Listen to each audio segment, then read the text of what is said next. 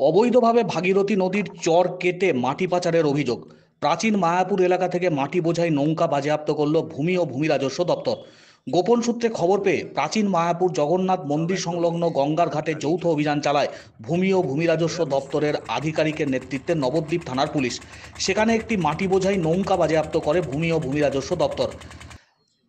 সংশ্লিষ্ট বিভাগের দায়িত্বপ্রাপ্ত আধিকারিক সৌম্যদীপ চক্রবর্তী জানিয়েছেন, বেশ কিছুদিন ধরেই খবর আসছিল মায়াপুর নদিয়া অঞ্চলে ভাগীরথী নদীর চরের মাটি কেটে বেআইনিভাবে পাচার করছে মাটি মাফিয়ারা।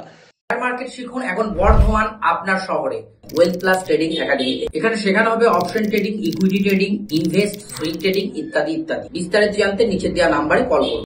নির্দিষ্ট সূত্রে খবর পেয়ে পুলিশকে সঙ্গে নিয়ে যৌথ অভিযান চালানো হয়। একটি মাটি বোঝাই করা নৌকা বাজেয়াপ্ত করা হয়েছে, যদিও অভিযানে কাউকে গ্রেপ্তার করতে পারেনি পুলিশ। অভিযানের খবর পেয়েই নৌকা চালক সহ সকলেই পালিয়ে যায় বলে জানিয়েছেন ভূমি রাজস্ব দপ্তরের আধিকারিক। আগামী দিনেও এই অভিযান জারি থাকবে। গোপন সূত্রে খবর পেয়ে আচমকা অভিযান ভাগীরথী নদীর চরে মাটি কেটে পাচারের অভিযোগ। মায়াপুর এলাকা থেকে মাটি বোঝাই নৌকা বাজেয়াপ্ত করল ভূমি রাজস্ব দপ্তর।